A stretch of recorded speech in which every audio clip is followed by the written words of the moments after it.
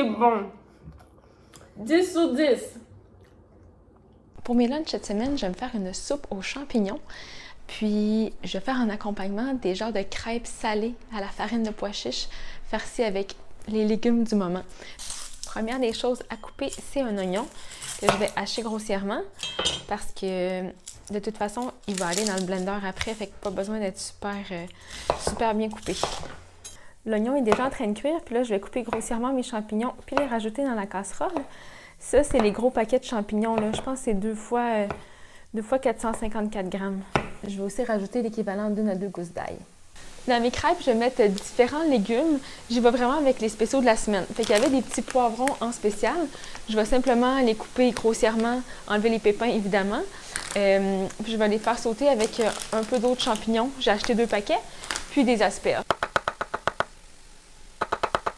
C'était peut-être une économie d'argent, mais définitivement pas une économie de temps d'opter pour des bébés poivrons parce que c'est vraiment chiant. D'enlever tous les petits pépins puis de les équeuter un par un. On a les champignons et l'oignon qui cuit pour farcir mes crêpes. Puis ici, on a ce que ça prend pour la soupe. Je viens de rajouter l'ail. Ça va être le moment de rajouter le bouillon. Je mets juste assez de bouillon pour couvrir. Dans ma soupe, je vais aussi rajouter des lentilles qui sont déjà cuites. Ils viennent du congélateur. Ça va servir à ajouter des fibres, des protéines, puis aussi à épaissir un petit peu ma soupe.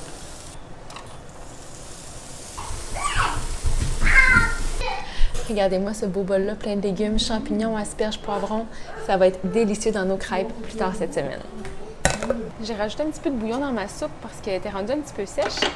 Puis là, je vais juste lui rajouter du miso. Une belle grosse cuillerée à soupe. Je vais laisser ça refroidir, puis je vais la passer au mélangeur.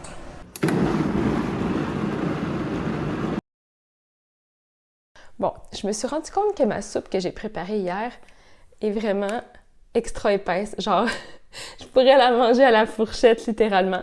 Je vais juste avoir à rajouter un petit peu d'eau ou de bouillon dans le fond, puis ça va la rendre un peu plus liquide. Mais je trouve ça quand même vraiment très drôle. Bon, on va finir notre recette de crêpes de pois chiches. J'ai trouvé ma farine de pois chiches au Maxi. Je me souviens plus si c'était dans la section des aliments internationaux ou bien... Ouais, je pense que c'est ça. Sinon, c'est comme avec le riz, les autres grains céréaliers. Dans le fond, c'est vraiment simple. 2 tasses de farine de pois chiches pour 2 tasses de liquide. Je vais mettre ce qui me reste de bouillon avec le complément en eau. Puis, je vais mettre 2 œufs aussi que je vais brasser tout ensemble. Je préfère brasser entre chaque tasse d'eau que j'ajoute pour être sûre que ça ne fasse pas trop de grumeaux.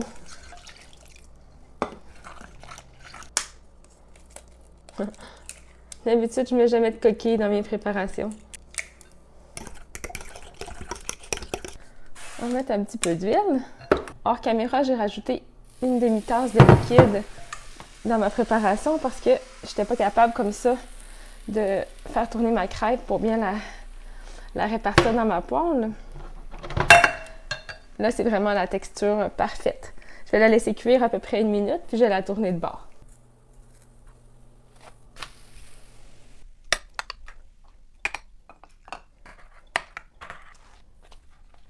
Vous pourriez mettre vraiment n'importe quoi sur vos crêpes. Allez-y vraiment avec votre inspiration du moment. Moi, personnellement, j'aime beaucoup mettre du pesto pour commencer. Avec une bonne grosse cuillère de pesto. Là, j'ai plus le goût de pesto aux tomates séchées. Je trouve que celui-là du métro, il est super bon. J'aime beaucoup celui-là aussi de maison, le grand, le pesto classique. Je vais rajouter à ma crêpe, évidemment, du fromage. Ça prend du fromage. Puis là, j'ai justement un petit restant de fromage feta. Je vais juste mettre des poivrons puis des asperges dans cette crêpe-là. Et voilà, la plier en 2, puis encore en 2. Pour mon petit garçon, j'ai mis de la soupe encore version purée dans un petit bol ici. Ça va être plus facile pour lui de le manger. J'ai mis une petite crêpe que j'ai ratée. Je vais lui mettre une petite variété de légumes. Comme ça. Il adore les olives. J'aurais pu en mettre dans ma crêpe, d'ailleurs, ça aurait été vraiment très bon, mais lui aussi, je vais lui donner un petit bout de fromage. Je vais faire ma lâche, puis je vais juste lui concasser un petit bout avec mes doigts. Bon, test de goût. La soupe avec les champignons, puis le fait qu'elle soit épaisse, ça fait vraiment comme crémeux. On sent bien le petit goût du miso. 4,9 sur 10. Non, pas sur 10, sur 5. 4,9 sur 5. Et la crêpe. Oui, oui, oui. 14 sur 10. Pour vrai, là, elle est délicieuse. Je capote. Je pensais pas que ce serait aussi bon que ça. Mon choix de légumes est excellent.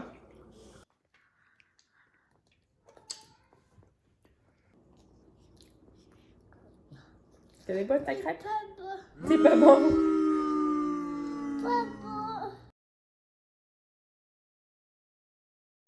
Qu'est-ce qu'on mange ce soir?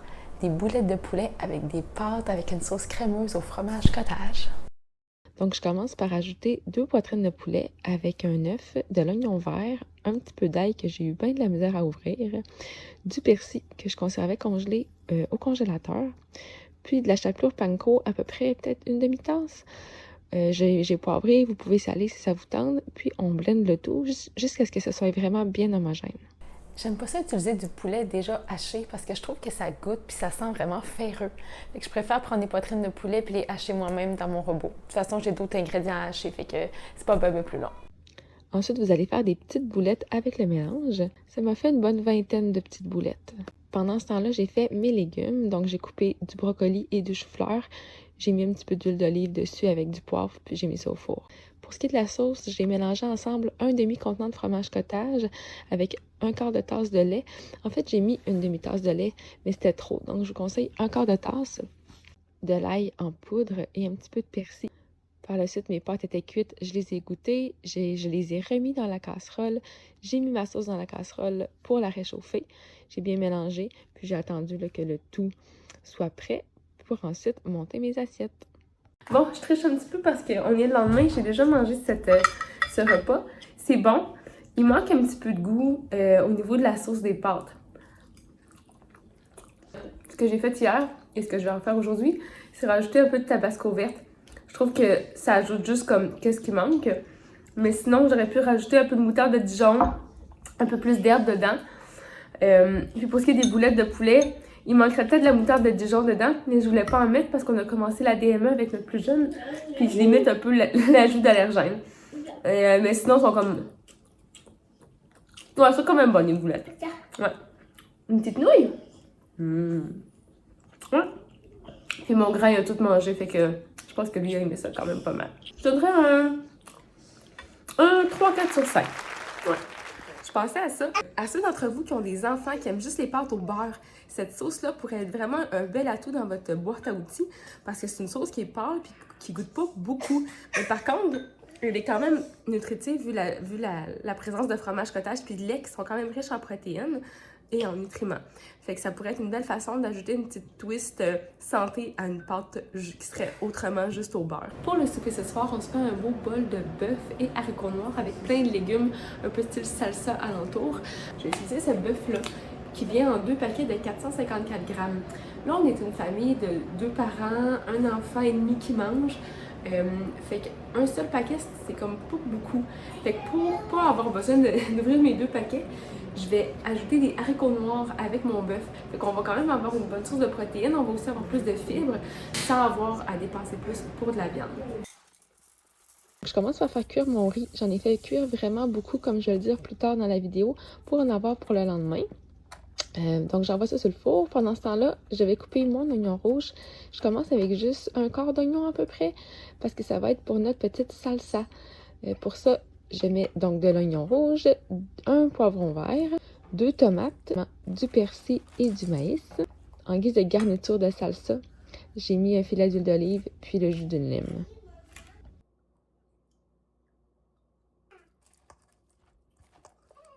J'ai découvert un produit au Maxi, du bœuf haché nourri à l'herbe. C'est quand même un peu difficile à trouver en épicerie, il faut souvent plus aller dans les boucheries pour en avoir. La seule chose qui est plate, c'est qu'il vient de Nouvelle-Zélande et non du Canada. Mais avec un bœuf nourri à l'herbe, typiquement, on s'attend à une meilleure qualité au niveau des gras qu'il y a dedans. Ça va être le temps de cuire le bœuf, donc je mets d'abord de l'oignon, puis je rajoute ensuite mon 454 grammes de bœuf que je commence à égrener. Par la suite, quand il commence à cuire, je vais rajouter les haricots noirs, un petit peu d'ail, puis ensuite, on va mettre les épices. Vous pourriez opter pour n'importe quelle épice à tacos, épices à burritos, comme déjà fait. Moi, j'ai mis de l'origan, du paprika, de la poudre de chili, Puis, non, c'est tout, je pense. Vous pouvez aussi finir votre bol avec une belle cuillerée de salsa puis un petit peu de sauce piquante pour vraiment lier toutes les saveurs puis ajouter encore une dose de bon goût. J'avais eu l'intention de vous préparer aussi une recette ce soir pour vous montrer à peu près comment je la faisais. C'est une recette de riz frit au tofu. Mais c'est quand même assez simple. Fait que je vais juste vous montrer un peu le résultat final, puis grosso modo, là, qu'est-ce que j'ai utilisé pour faire cette recette-là. Puis je voulais juste vous dire aussi que hier, j'ai préparé quand même une bonne quantité de riz, à peu près le double, pour être sûre d'en avoir assez pour aujourd'hui. Comme ça, j'ai pas besoin de m'occuper de mon riz aujourd'hui. Il est déjà cuit, il m'attend au frigo. Pour ce riz frit, je commence par couper de l'oignon, de la carotte et du céleri en petits dés que je fais revenir dans la poêle. Quand ça commence à cuire, je rajoute aussi une courgette, puis du tofu que j'ai grané à la main. J'ajoute ensuite des petits pois surgelés, puis le riz que j'avais fait cuire hier. Pour la sauce, je commence avec du gingembre. Je rajoute de la sauce soya, de la sauce hoisin, un petit peu d'huile de sésame, de la sauce poisson que je dois passer parce que j'aime pas tant ça, et puis une petite touche de sirop d'érable. C'est vraiment ce qui fait toute la différence.